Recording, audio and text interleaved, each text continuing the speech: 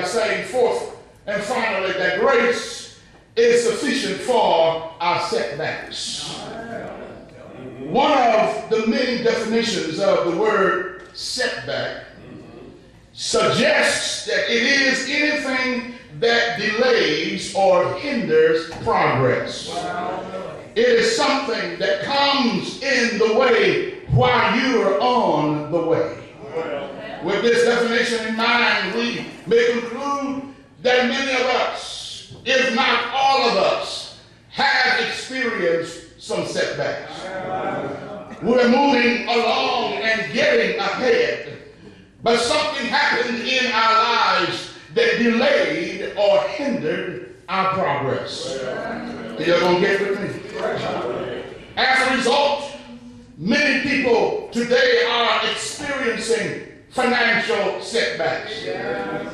There are some who are experiencing medical setbacks. There are some who are experiencing relationship and professional setbacks. And yes, there are even some who are suffering from spiritual setbacks. People who often experience these setbacks sometimes see their lives as having a negative outlook. They can see how they will recover from their setbacks, and they often become depressed and despondent.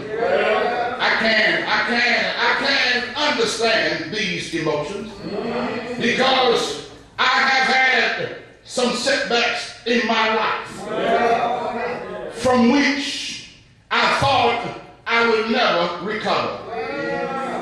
But while I was going through my setback, grace showed up. I'm talking about God's grace. Grace showed up. Grace reached down right where I was and pulled me out of my setback. But then grace did not stop there. But grace also gave me a comeback.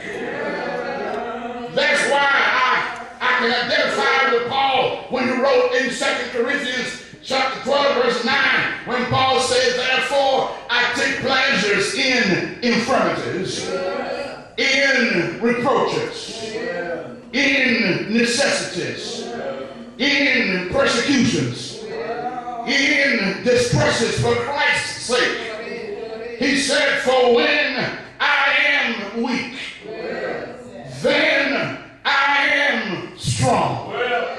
I know it doesn't make sense to you, but somehow Paul knows that when he is weak, that grace has a way of stepping in and giving him a little more strength.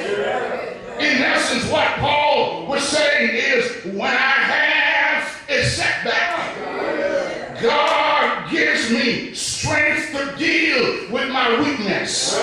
When I have a setback, God gives me enough grace to deal with my sadness. When I have a setback, God's grace gives me light to deal with my darkness. When I have a setback, God's grace gives me healing to deal with my sickness. And I got a witness here. That's why I like that song written by the man named Kurt Carr that the choir used to sing a few months ago. And that song says, I almost let go. I felt like I couldn't take life anymore. My problems had me bound. Depression weighed me down. But God helped me close so I wouldn't let go.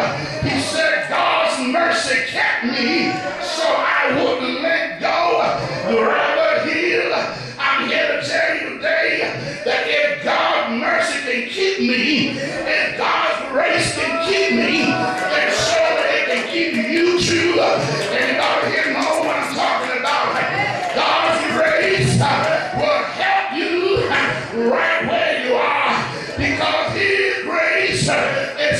sufficient for all your weaknesses. And I got a witness here.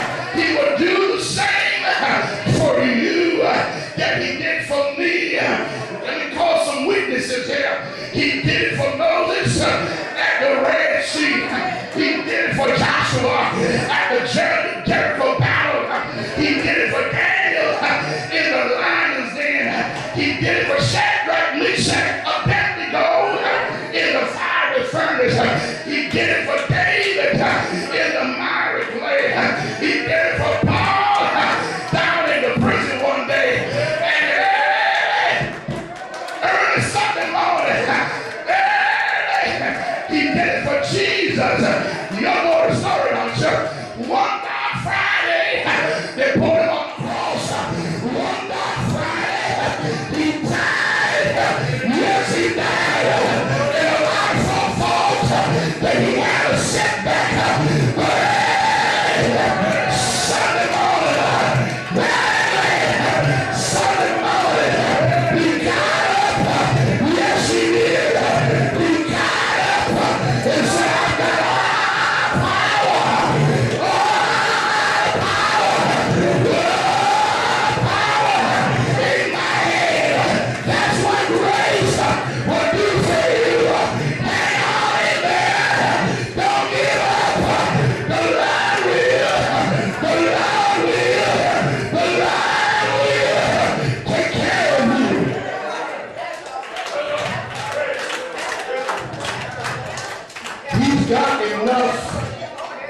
He's got enough grace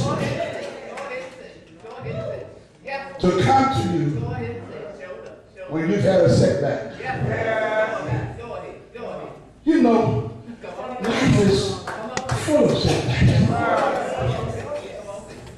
I've been here 7 years, and I look at some of y'all, and I know the stories because he told me. And now I look at you now, and all I can say is look at where God brought you.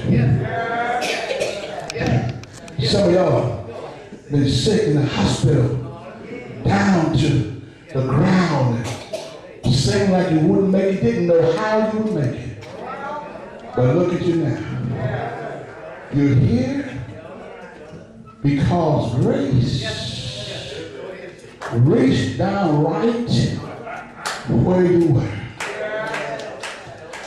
God's unmerited favor, which means you did nothing to earn it, but because he loved you, because you are his child, he sent you some grace.